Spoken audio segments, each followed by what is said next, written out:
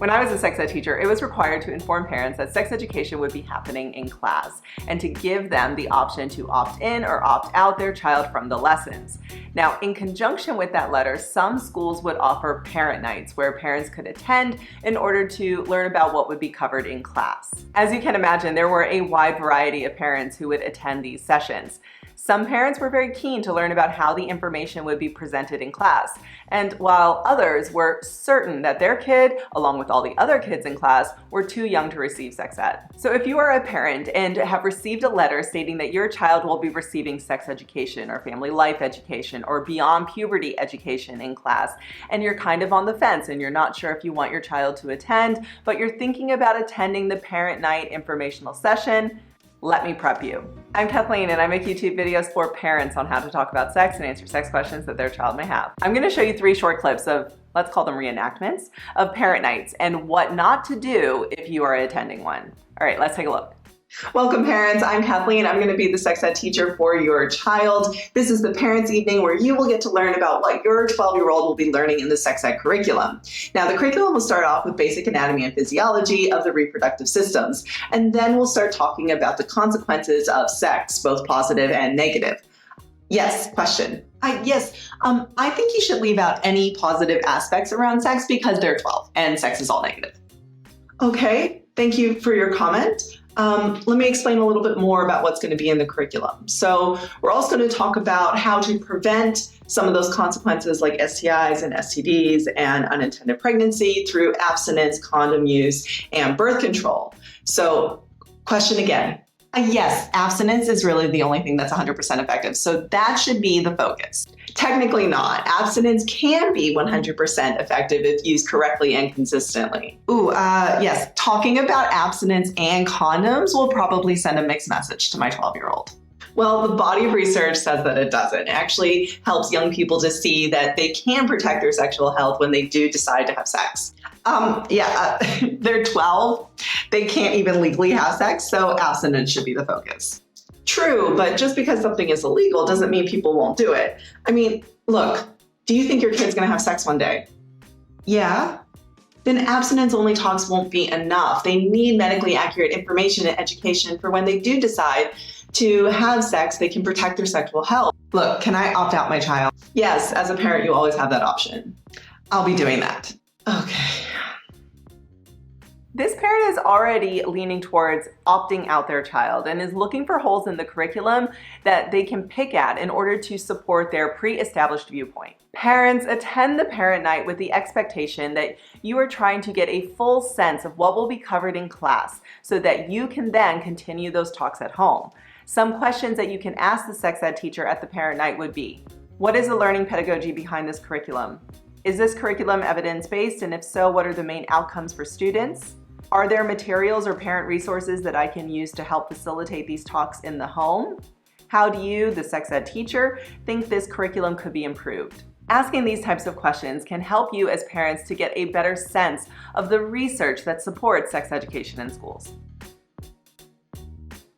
And so that's what we'll be covering in your 12-year-old sex ed class. Now, because the sex ed curriculum is only allotted 3 days, there's a few topics that I won't be able to cover, including masturbation, sexting, sexually explicit and implicit content, what is porn, identifying healthy, unhealthy, and abusive relationships, negotiation and refusal skills as it relates to sex, consent and what that means, as well as the emotional, mental, and psychological aspects of engaging in sex, and then definitely the setting and maintaining of boundaries and how to seek out sexual and reproductive health care. So parents, I will put that on to you so that you can make sure and have these conversations in the home. And if you need any resources to help facilitate these conversations, don't hesitate to let me know. Question, yes. You want me to talk about porn with my 12-year-old? Yes, of course. Research shows that the average age of intentional or unintentional viewing of porn is around 12 years old. Excuse me, any other? I'm just updating all of the parental controls, so there is no way that they can see any porn. Well, actually, parental controls is only one leg of the stool. What is recommended is to be using in conjunction with, oh, no. It's done. They will never see it. Okay. Parental controls are only one of the tools that are made available to parents in order to prevent your child from seeing something untoward on the internet. I'm going to focus here on porn for a moment because parents, I'm going to tell you something that you probably already know but are trying to avoid or don't actually want to hear.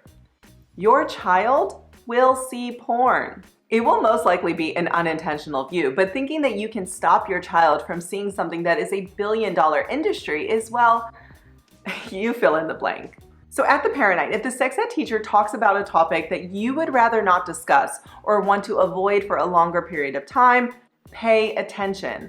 I would really encourage you to think about and come up with a few specific reasons why you want to avoid that topic or those topics. Is it because you think that they are too young to learn about it? Or is it because you personally believe that porn is morally wrong? Or is it that you worked in porn and you are afraid that your child will see your films? Whatever the reason is, write it down and then check out my porn playlist for parents because it is 5 videos that can help you to see why the porn talks are needed and then assist you in having those talks with your child. In the sex ed class, I will be using gender-inclusive language in order to be accepting and understanding of all the students in the class. Yes, question. Yes, now I'm accepting of all individuals, but this might be a little too confusing for the kids. It might even give them the idea that they're kind of like gay. Yeah, so sexual orientation is not what I'm referring to here. So gender-inclusive language means to refer to individuals with the pronouns they prefer to use and to talk about topics without assigning a specific gender. So that way everyone feels heard and seen and everybody can remain focused on the lessons. What do you mean pronouns they prefer to use? Oh, it's asking the students what are their pronouns. He, him, she, her, they, them. It's inclusive to the transgender, non-binary, and gender fluid individuals. Okay, so you're just letting the kids pick their gender in class. No, I'm respecting their gender identity and being accepting to the variety of individuals that there are. Research shows that people pay more attention in the classroom and experience less anxiety when using gender-inclusive language. So this has nothing to do with the gay stuff. You're just letting the kids pick their gender in class so that they learn better. All right, okay, that's fine, go ahead. Can I get your email and send you some more information? If you are currently parenting and are unaware of the gender spectrum and why people are putting their pronouns in their bios and signatures, that's okay. You can learn about those topics. And then even if you don't personally believe in it, understanding that creating a classroom environment that is safe, inclusive, and accepting for all kids helps to keep the focus on the lessons. And this is especially important in sex ed, where the topics can be sensitive. LGBTQ students have higher rates of mental health issues, suicide, and depression.